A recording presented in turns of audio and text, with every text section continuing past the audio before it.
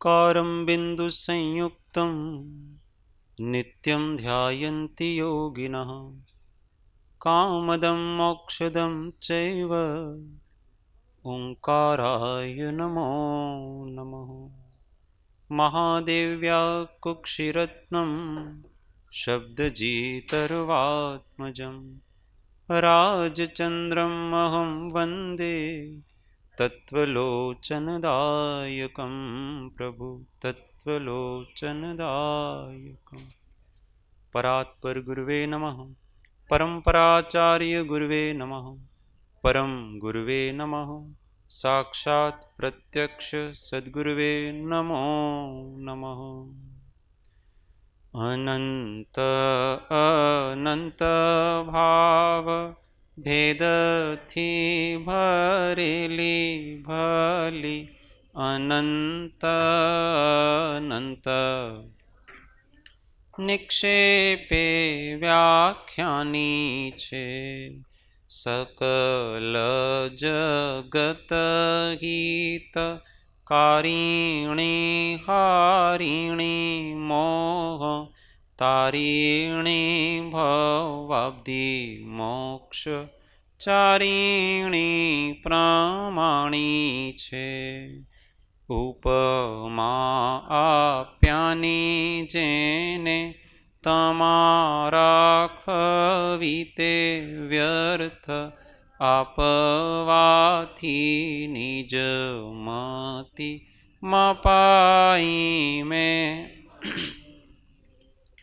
अहो राज चंद्र बाळ ख्याल नथी पामताय जिनेश्वर तणी जाणी तेणे जाणी छे गुरुराज तणी वाणी जाणी तेणे जाणी छे। ओ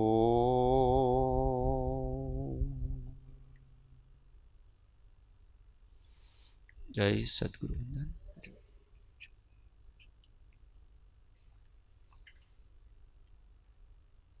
तत्व चर्चा में श्री जैन सिद्धांत प्रवेशिका अध्याय 2 प्रश्न 156 चारित्र।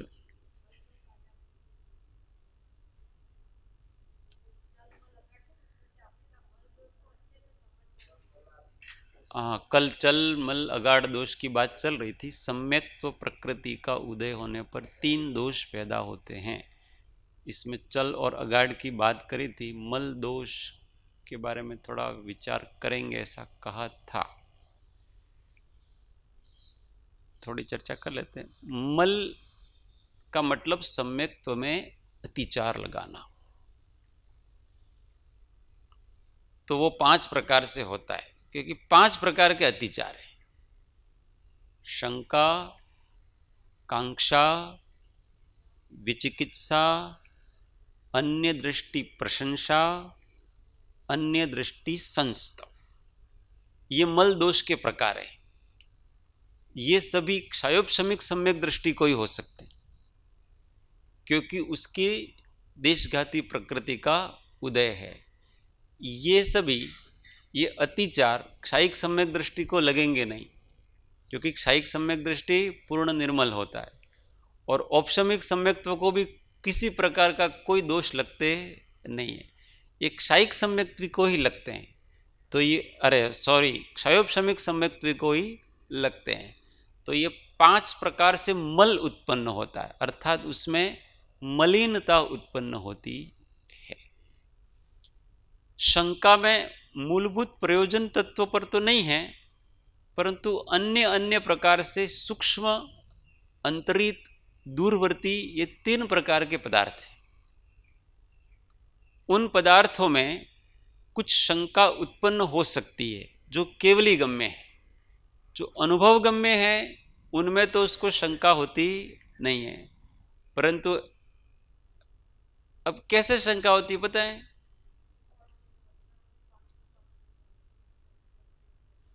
कि कर्म हमने देखा नहीं, पर कर्म का उदय आता है, उदय अनुभव गम्य है उसके। पर इस प्रकार के विचित्र विचित्र प्रकार के कर्मोदय है तो जीव को समझ में नहीं आता है कभी कि ऐसा कैसे हो सकता है। तो उसकी कभी शंका डावाडोल हो सकती है, ऐसा व्यक्ति ऐसे कैसे कर सकता है। कभी ऐसा होता है ना, किसी के ऊपर अपने को बहुत विश्वास हो और बहुत ऐसा हो, फिर भी उसकी कोई विचित्र चेष्टाएं वगैरह देखते हैं तो उसको लगता है कि कैसे हो सकता है, तो कि कर्म के उदय, पर ऐसे कैसे कर्म के उदय हो सकते हैं। मतलब उसको अभी अविश्वास नहीं है, परंतु अभी भी उसको ऐसा बैठती नहीं है बात दिमाग में, ये दोष उत्पन्न करता है।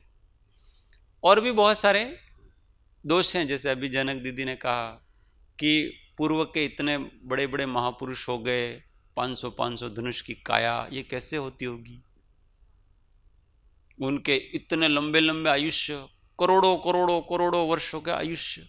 अभी ऋषभदेव भगवान का आयुष्य आपको 84 लाख पूर्व, तो 84 लाख मतलब कितना होता है, एक पूर्व में ही 70 अरब और 56 खरब, इतने साल एक पूर्व में होते हैं, इतने वर्ष एक पूर्व में होते हैं, 70 खरब और 56 अरब और 56 अरब, इतने एक पूर्व में होते हैं।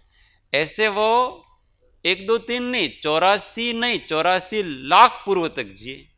अब उनका आयुष्य का कितना बड़ा होगा।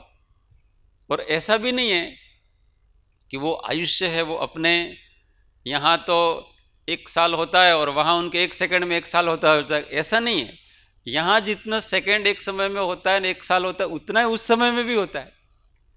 अब नारकियों का अब 33, अब सागर कितना है, अभी सागर का माप बताएं तो व्यक्ति का दिमाग काम नहीं करता है, इतना सागर होता है। इतने सागर तक वो नारकी जीव जीते हैं और दुख सहन करते हैं, तो ये कभी विश्वास नहीं होता है इसको कि ऐसा कैसे हो सकता होगा।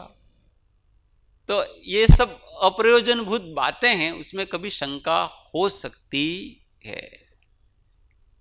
और कांक्षा में ऐसा है कि धर्म के निमित्त से कभी कुछ अपने परिवार इत्यादि के लिए कुछ सुख सुविधाओं की आकांक्षा हो जाती है।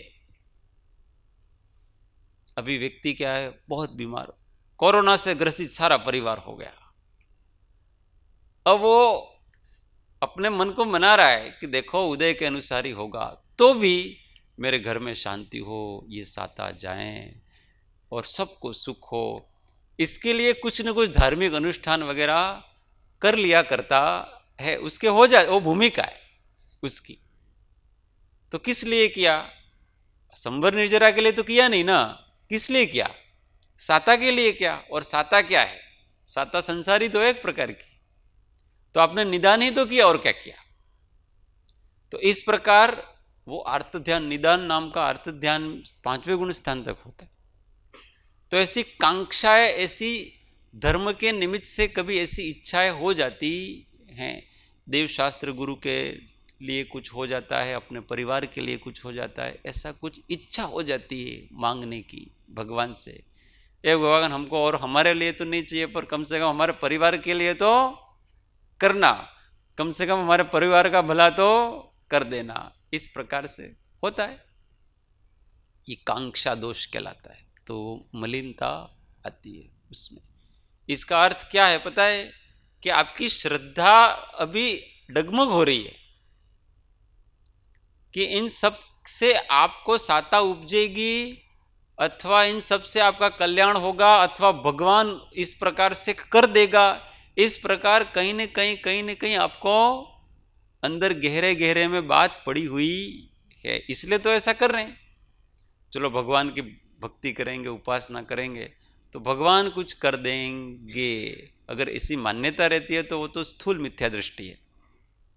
पर अगर ऐसी मान्यता भी नहीं है, फिर भी चलो यार अपन भक्ति करते हैं, कोई पुराना कुछ कर्म होगा तो उसका कुछ खात्मा हो जाएगा वगैरह, पर अंदर इंटेंशन क्या है आपका, कि किसी भी तरह से मुझे सुख उपजे, और इस भक्ति से सुख उपजे, मुझे इस दान से मुझे सुख उपजे संसार का, ये इंटेंशन है, और ये इंटेंशन ही आपके उस सम्यक्त्व को दोष लगाता है।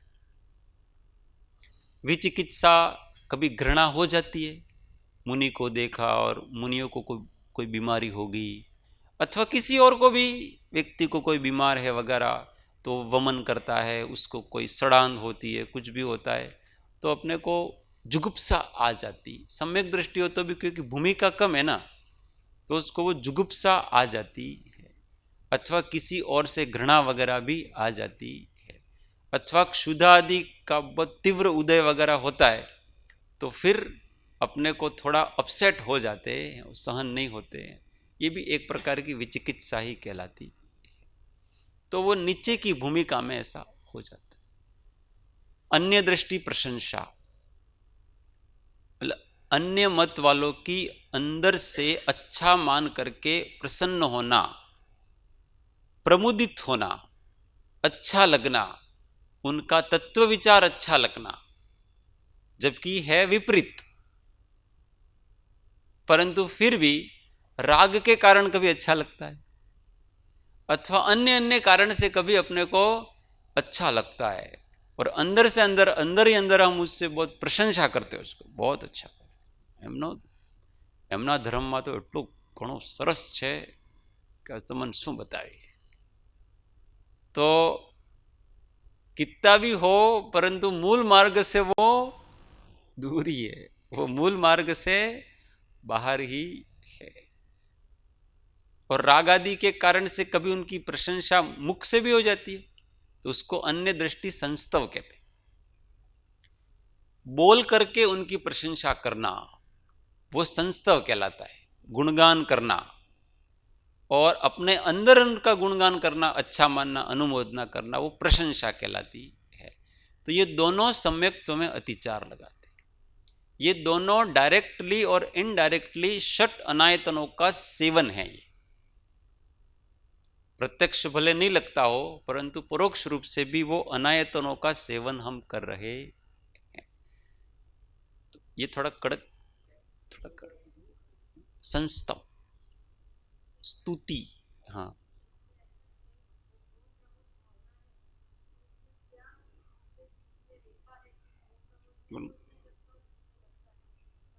देखो, गुण प्रमोद की भावना एक अलग है। प्रश्न ऐसा, गुण प्रमोद की भावना और अन्य दृष्टि संस्तव अथवा प्रशंसा, इन दोनों में कुछ फर्क तो करना ही चाहिए।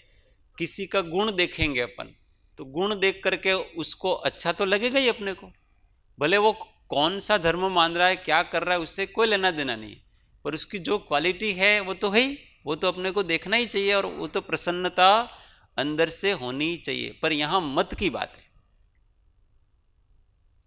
यहाँ मान्यता की बात है, यहाँ दर्शन की बात है। यहाँ ऐसा लेके अन्य दृष्टि प्रशंसा, अन्य दृष्टि संस्तव, यहाँ गुणों की बात नहीं चल रही है।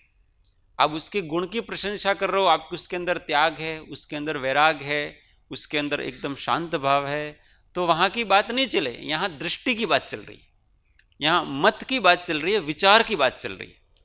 तो उसके विचार की आप प्रशंसा करते हो, उसके विचार का आप गुणगान करते हो, तो फिर आपको ये दोष लगेंगे।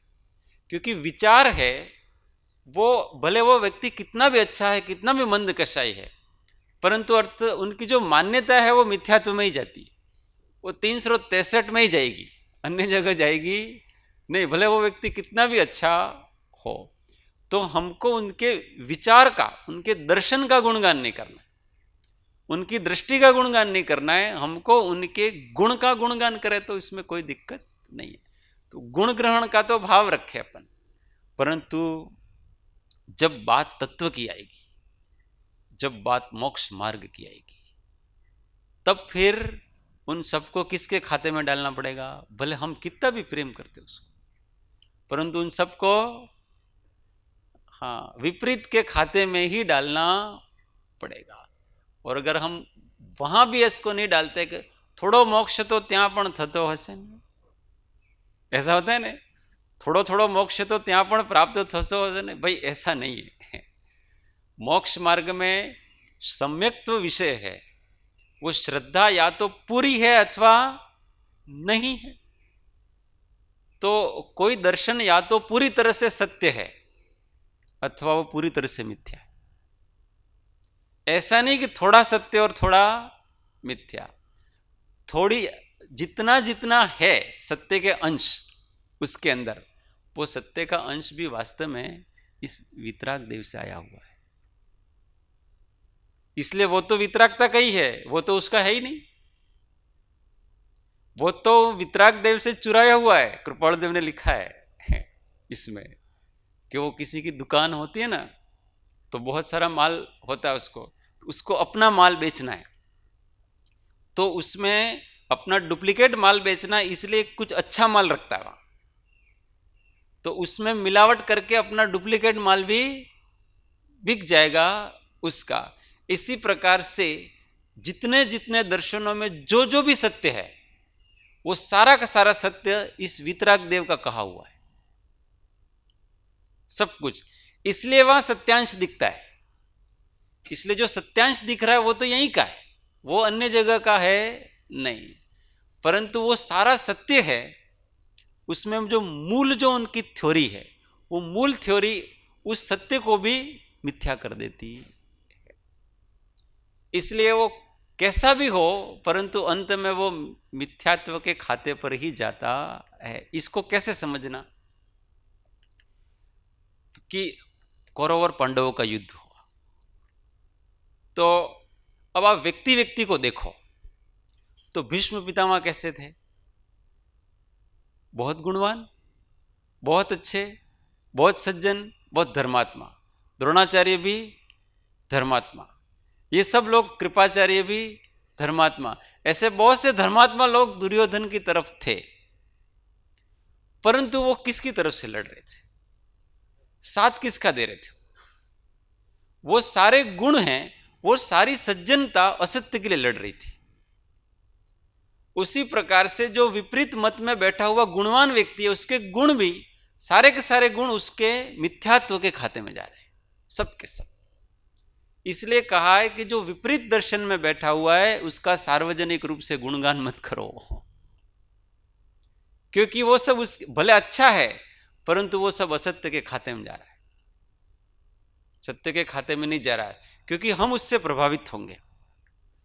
कोई भी व्यक्ति, उसका त्याग है, उसका वैराग है, उससे प्रभावित हुए, प्रभावित होकर के वो क्या होगा कि धीमे धीमे धीमे धीमे धीमे धीमे उसका झुकाव उस तरफ होगा, और उसका झुकाव उस तरफ होगा तो उसका दर्शन भी बदल जाएगा, इसकी फिलोसॉफी भी फिर उनकी जैसी। अभी तो गुणों से आकर्षित हुए थे, फिर आप उनके विचार से भी आकर्षित होंगे, और विचार तो विपरीत है। इसलिए फिर धीमे धीमे वो व्यक्ति क्या है, उल्टे मार्ग पर चढ़ जाएगा। और ऐसे चढ़ते हुए देखे गए, अभी भी ऐसे चढ़ते हुए गुणानुराग से आकृष्ट होता है, और फिर पूरा पूरा उसके रंग में रंग जाता है, फिर ये वो धर्म भूल ही जाता है, मूल धर्म ही भूल जाता है, अच्छा लगने लगता है वो सारी चीजें। इसलिए ये मन लगा था।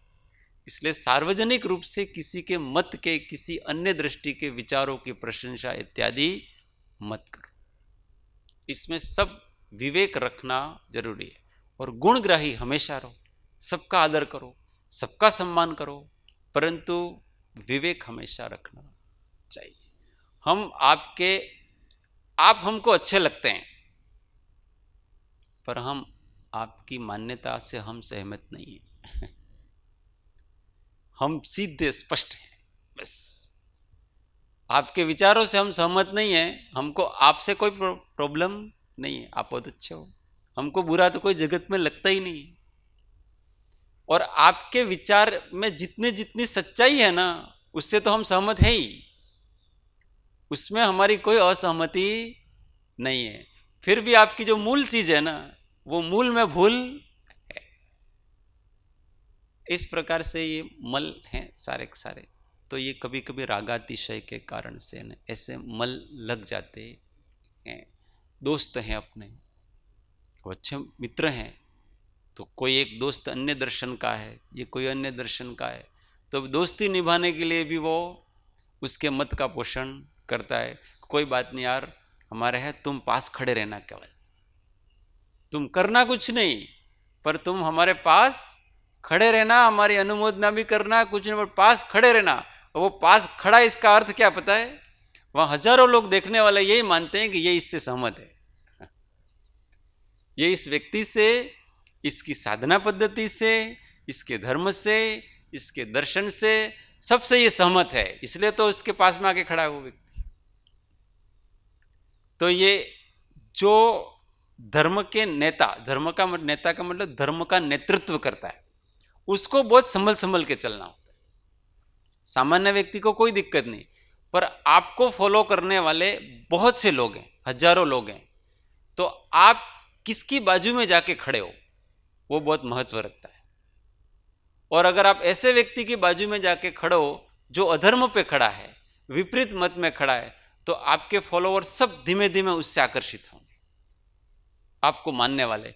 इसके मतलब हमारे गुरु भी उनको स्वीकार करते थे, हमारे गुरु उनको स्वीकार करते थे, इसलिए और वो गुरु की तो बड़ी दृष्टि थी, उन्होंने किस दृष्टि से स्वीकार किया था। और वो गुरु नहीं रहे, इसके बाद ये सब वहीं जाएंगे, क्योंकि ये इनको मानते थे। और वो भी कहे देखो आपके गुरु भी मानते थे हमको, इतनी सारी प्रशंसाएं करते थे, इतना सारा करते थे। अब गुरु तो कोई और दृष्टि से करते होंगे, इसको पता पड़ता नहीं है, इसको तो ये सत्य थे इसलिए मानते थे, तो फिर सारी दिशा बदल जाती है। इसलिए किसी भी चीज का नेतृत्व करना ना, और इस वितराग देव के धर्म का नेतृत्व करने में बहुत बड़ी जिम्मेदारी होती। तो विवेकी का काम, भावुकता से काम चलता नहीं है, विवेक से काम लेना पड़ता हर चीज में। फिर भी हमको व्यवहारिक रहना चाहिए। और बराबर ये मल है, ये किसकी बात चल रही थी? ये मल दोष कहलाता है। वो तो कल बात कर ली, चल मल अगाड़ की बात करी, इसमें मल दोष के बारे में विचारणा करनी थी। तो 5 हैं: शंका, कांक्षा, वितिगिच्छा, अन्य दृष्टि प्रशंसा और अन्य दृष्टि संस्तव। ये 5 अतिचार हैं, और वो इस सम्यक्त्व प्रकृति के कारण से ये मल लगाते हैं, वो होते हैं अतिचार। बाकी 2 सम्यक्त्व तो शुद्ध ही हैं, उनमें किसी प्रकार का कोई अतिचार होता नहीं। बहुत कठिन है, ये सब चीजें कब आएगी पता है? पुस्तक पढ़ने से नहीं आएगी, ज्ञानी के संग रहो।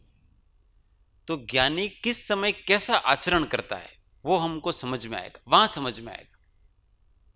हम उनके बहुत करीब नहीं रहे तो हमको समझ में ही नहीं आएगा कि वास्तव में पुस्तक की फिलोसॉफी और बाहर का व्यवहार, इन दोनों में बैलेंस कैसे बनाना, वो आप किसी के संग रहेंगे ना तो ही पता पड़ेगा, नहीं तो पता पड़ेगा नहीं तो कहीं ना कहीं व्यक्ति की खींचातान होगी, या तो कहीं ना कहीं वो दूर भागेगा अथवा कहीं ना कहीं वो बहुत निकट चला जाएगा, दोनों में बैलेंस रखेगा नहीं।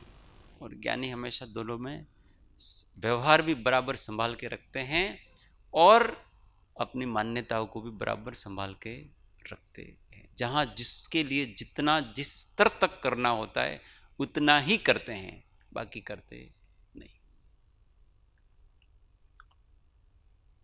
प्रश्न 156, आगे बढ़ते हैं थोड़ा। चारित्र मोहनीय किसको कहते हैं? उत्तर: जो आत्मा के चारित्र गुण को घाते उसको चारित्र मोहनीय कहते हैं। ये चारित्र क्या है? तो चारित्र है वो एक प्रकार की अपने आत्म स्वभाव में दृढ़ता, इसका नाम चारित्र है। दृढ़ता ही विशुद्धि है। तो आत्म स्वभाव में दृढ़ता किस कारण से नहीं आती है? तो आत्म स्वभाव में दृढ़ता कषायों के कारण से नहीं आती। क्रोध, मान, माया, लोभ के अधीन हो जाते, इसलिए हमारे स्वभाव में दृढ़ता नहीं आती, अर्थात स्वभाव की विशुद्धि नहीं हो पाती है। तो वो दृढ़ता क्यों नहीं आ पाती है? तो फिर ये राग द्वेष आदि का जो उदय होता है इस कारण से आ नहीं पाती है, इसलिए स्थिरता नहीं जम पाती। हम जानते हैं, हम मानते भी हैं, अब सम्यक दृष्टि जीव मानता भी है ऐसा कि भाई मैं राग द्वेष से रहित हूं, वीतराग हूं, क्रोध नहीं करना चाहिए, अभिमान नहीं करना चाहिए, मायाचारी नहीं करनी चाहिए, लोभ नहीं करना चाहिए, पर हो जाता है। हमेशा सहज ज्ञाता दृष्टा बन करके रहना चाहिए, पर नहीं होता है। या तो प्रशस्त हो जाता है अथवा तो कभी अप्रशस्त भी हो जाता है। राग द्वेष प्रशस्त हो अथवा अप्रशस्त हो, परंतु वो हो जाते, वास्तव में करने नहीं है परंतु हो जाते हैं। इसलिए जो स्थिरता बननी चाहिए वो स्थिरता नहीं बनती। चारित्र मोहनीय नाम उसका है कि नहीं चाहते हुए भी हो जाना, इसका नाम चारित्र मोहनीय है। नहीं चाहते हुए भी हो जाने का, बस चाहता नहीं है ऐसा करना पर हो जाता है। और चाहते हुए करना, चाह करके करना, वो चारित्र मोहनीय का आश्रव कराता है और दर्शन मोहनीय का भी आश्रव कराता है। तो एक चाह कर, एक तो क्या है कि हम चाहते नहीं है और परवश से हो जाता है, और एक बात ऐसी है कि इतना तीव्र उदय है कि हमारे कंट्रोल से बाहर, और वो उदय हमको अच्छा लगता है। उदय अच्छा लगना वो तो दर्शन मोहनी में चला जाएगा, और उदय अच्छा नहीं लगता है परंतु फिर भी हो जाता है। दोनों में बहुत बड़ा अंतर है। देखो सब लोग विवशता से ही करते हैं, ऐसा नहीं कि कोई कोई क्रोध करना चाहता है। अज्ञानी भी क्रोध करना तो नहीं चाहेगा क्योंकि उसमें उसको आकुलता लगती है, फिर भी वो उसमें एक विशिष्ट प्रकार की मिठास वर्तती है, इसलिए वो छूटना नहीं चाहता उससे। और ये व्यक्ति तो छूटना चाहता है, इसलिए इसमें वो मिठास नहीं है, उसको जितनी मिठास आनी चाहिए वो मिठास नहीं। ये कर्म कब बनते हैं ऐसे चारित्र मोहनी, कि हमने विषयों का सेवन बहुत आसक्ति पूर्वक करते हैं। जब किसी कषाय का उदय आता है और उसमें हम आसक्ति पूर्वक लगते हैं, तो ऐसे कर्म का बंध होता है हमारे कि अब बाद में समझ आने पर भी हम उसको रोक नहीं पाएंगे। कषायोदया तीव्र परिणामस चारित्र मोहस्य, ऐसा सूत्र वचन है। कषाय के उदय में तीव्र परिणाम होना वो चारित्र मोहनीय कर्म का आश्रव है। तो कषाय का उदय तो हुआ पर उसमें इतने तीव्र परिणाम हुए और हम इतने तन्मय होकर के उसको भोग रहे हैं कि अब अज्ञान अवस्था में ऐसा जीव कर तो लेता है और बाद में उसको ज्ञान होता है, और वो संस्कार तो उदय में आएंगे। अब ज्ञान होने के बाद भी वो संस्कार उसके कंट्रोल में नहीं है, इसका नाम चारित्र मोहनी। बाद में ये बहुत दुख देते हैं। लौकिक उदाहरण, अज्ञानी जीव है कोई और लौकिक प्रेम में पड़ा मतलब शादी हुई वगैरह, तो नई नई शादी हुई है, प्रेम करते हैं, तो एक दूसरे के प्रति बहुत आकर्षण रहता है और एक दूसरे के प्रति वो इतने समर्पित होते हैं, तो ऐसी प्रकार से उनकी चेष्टाएं होती हैं और उन दोनों को लगता है कि एक दूसरे के बिना जीवन व्यर्थ है। और इस प्रकार से वो जन कस्में वादे करते हैं, हम 7 जन्म तक साथ रहेंगे, नहीं ये करेंगे न वो करेंगे न ऐसा करेंगे न। अब ये इतना सारा कर लिया उन्होंने मोह के आवेश में, अब उस व्यक्ति को ज्ञान हुआ। अब वो जो पूर्व के संस्कार तीव्र भावों में आकर के किए थे, अब यहां उसके उदय में आ रहे हैं सारे के सारे। अब तुमने वो कस्में खाई थी ना, अब तुम निभाओ उसको। अब नहीं चाहिए, अब उसको वो पत्नी भी नहीं चाहिए, उसको वो सुख भी नहीं चाहिए, उसको कुछ नहीं चाहिए इसमें से, परंतु अब वो आएगा उसके, अब वो उससे बच नहीं सकता। और उसको कैसे भी करके उसको सहन करना, अब नहीं चाहिए तो भी सहन करना। क्यों? क्योंकि तूने पहले ऐसे भाव किए थे, अज्ञान में भाव किए थे, तीव्र भाव। अब ज्ञान प्राप्ति के बाद भी आपको उन सबको पूरा करना है। अब वो बोझ लगता है, अरे यार ये कहाँ सब मैंने कौन से कर्म किए थे कि ये सारा इतना सारा बोझ मेरे ऊपर आ गया। पर वो तुमने ही भाव किए थे, और बड़े राग से किए थे, और बड़ी रुचि लेके किए थे, बड़े रस से किए थे। जो बहुत रुचि से, बहुत रस से करते हैं, वो सब चारित्र मोह के रूप में अपने उदय में आता है। और जब उदय में आता है उस समय तो वो ये ज्ञानी की बात है, तो उसको नहीं चाहिए, परंतु फिर भी वो चक्रवर्ती जैसे कि वो परेशान हो जाते हैं, एक पत्नी संभलती नहीं, इतनी सारी पत्नियां कैसे संभालूंगा मैं।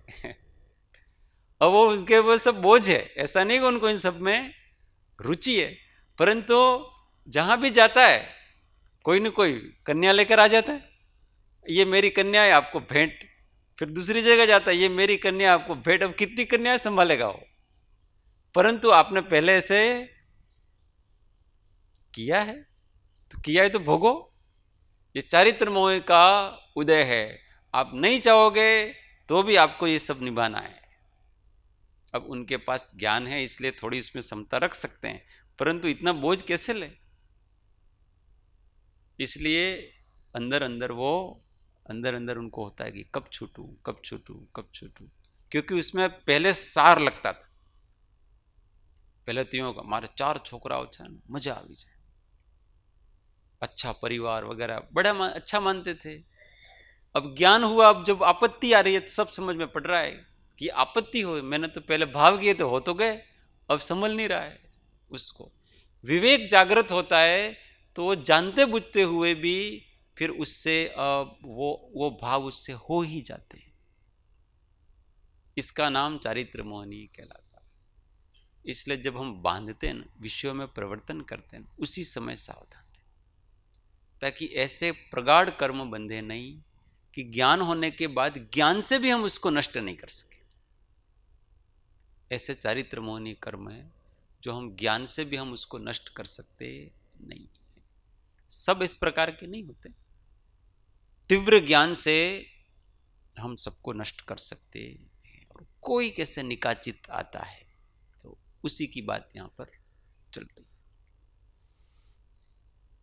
तो ये स्थिर नहीं होने देते हैं। अब ध्यान करना है, स्वाध्याय करना है, एकांत सेवन करना है, मौन रहना है, परंतु घर में रहने नहीं देते। ओके भाई मेरा आज दिन भर मौन नहीं, आज तो रविवार है, हमको घुमाने ले जाओ, हमको ये करो वो करो। एक रविवार ही तो होता है और तुम मौन लगे बैठे हो। अब ये माथे पड़े हैं सारे के सारे, अब वो बेचारा क्या करे, करना पड़ता है उसको। ये सब चारित्र मोहनी का उदय। पहले बांध, कोई पूर्व में किसी ने किसी को देखा, ऐसे धर्मात्माओं को भी होता है, किसी आचार्य को, आचार्य महाराज के दर्शन करने गया, ओहो कितने शिष्य हैं इनके, और इतने शिष्यों में वो ऊपर बैठे हुए हैं सिंहासन के ऊपर, और वो सबको उपदेश दे रहे हैं। मेरे भी ऐसा हो तो अच्छा है, अपने भी शिष्य हो तो अच्छा है। अब वो बांध तो लिया उसने कर्म, वो अज्ञानी था, पता नहीं कि वो ऊपर बैठे हैं वो कितने तकलीफ में है सामने वालों के कारण से। वो तो पता नहीं है, पर वो दिखा ना अच्छा हो, नमस्कार करते हैं। देखो जय तो महाराज की बुलाते हैं, मुनियों की तो कोई जय बुलाता है ही नहीं। सब जय किसकी बुलाएंगे? आचार्य महाराज की बुलाते हैं। इसलिए अपने तो आचार्य ही बनना, मुनि ठीक है, ऐसे आचार्य बनेंगे अपन तो। अब ये आश्रव कर लिया उसने, बाहर से अच्छा दिखता है ना। अब उसको ज्ञान हुआ और तथारूप पुण्य का उदय हुआ और वो मुनि बना। इसके बाद अब उसकी उपाधि आई। अब वो आचार्य महाराज ने कहा कि भाई अब हम आपको संघ से अलग करते हैं, अब आपका एक संघ बनाओ। और आपको अब वो उनकी पहले की भावना है ना, इतने पॉपुलर हैं वो, तो हर एक व्यक्ति आता, रोज आते हैं, महाराज मेरे को दीक्षा दो। अब महाराज मना भी नहीं कर सकते, फिर आ जाओ, देखो मेरे को दीक्षा दो, आ जाओ। फिर वो मिलने आ रहे हैं, फिर ये मिलने आ रहे हैं, वो समाज वाले आ रहे हैं, ये आ रहे हैं, और वो पकता है व्यक्ति का, अरे कहाँ मेरा आचार्य, मैं तो गुरु के चरण सेवन में ही मेरे को तो बहुत अच्छा लग रहा था, अब समझ में आ रहा है उसको ये आचार्यपना है वो कितना बोझ वाला है। इससे अच्छा था कि मैं तो अभी ये आचार्य पद त्याग करके एक सामान्य मुनि रहूं तो मैं अच्छा है, पर पहले बांधा है तो आप उसको सहन करो। अज्ञान में ऐसे चारित्र मोह बांधता है, और ज्ञान आता है तो फिर इसके ये चारित्र मोह के रूप में उदय आता है। इसलिए संसार की चकाचौंध देख करके कभी ऐसे भाव करना, जो ऐसे भाव होंगे ना, रावण ने निदान बांधा, वो बैठा था साधना कर, मुनि था, परंतु आ गया निदान में आ गया, ऊपर विद्याधर जा रहा था ठाट बाट से उनकी रानियों के साथ, अरे यार धर्म कर रहे हैं पर धर्म करते करते जीना तो है ही, ऐसा जीना हो तो अच्छा है। तो फिर उसके भी आया पड़ा सब चीजें, फिर वो अर्धचक्री बना, ये सारे दंड फंद हुए और दुर्गति हुई। कभी भी ऐसे भाव आ जाएं तो तुरंत अपने को प्रतिक्रमण, भाव आ सकते हैं नहीं आ सकते हैं ऐसा नहीं, भाव तो निजी भूमिका में आते हैं, पर उसको तुरंत प्रतिक्रमण कर लेना, ये गलत चीज होगी मेरे से, इसलिए उसका अनुभाग बहुत घट जाएगा, उसकी स्थिति भी बहुत घट जाएगी, और जो उस इच्छा को पाल के रखा अंदर तो बहुत बड़ी होगी, और बड़ी होते होते होते एक दिन वो दुर्गति में ले जाती है। चारित्र मोह है वो दर्शन मोह से भी गिरा देता है। चारित्र मोह का उदय अगर कोई बहुत अधिक आया आपके, तो धीमे धीमे धीमे धीमे धीमे धीमे धीमे धीमे रावण को ऐसा ही तो हुआ, गिरा दिया। चारित्र मोह का उदय ही आया था, जब तक सीता माता से वो सीता के दर्शन नहीं हुए थे तब तक वो धर्मात्मा ही था और सम्यक दृष्टि ही था परंतु इसके बाद ही तो सब गड़बड़ हुआ है, तो सम्यक दर्शन भी चला गया, सब कुछ चला गया उसके साथ, इतना राग जबरदस्त, सब कुछ भूल गया कि मैं कौन हूं और क्या, और परिस्त्री है ये सब भुला देता। इसका नाम चारित्र मोहनी कर्म है। टाइम थे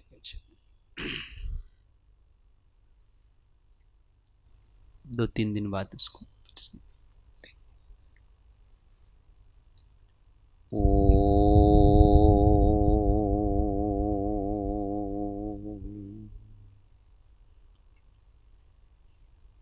सुखधाम अनंत सुसंत चही, दिन रात्र रहे तध्यान मही, पर शांति अनंत सुधामय जे, प्रणमो पद तेवर तेज, ओ प्रणमो पद तेवर तेज। सद्गुरु देव परम कृपाणु त्रिलोकनाथ की जय, सब संतन की जय। आनंद घन ओ 1 मिनट मौन आत्मानुसंधान। ओम शांति शांति शांति। जय सद्गुरु।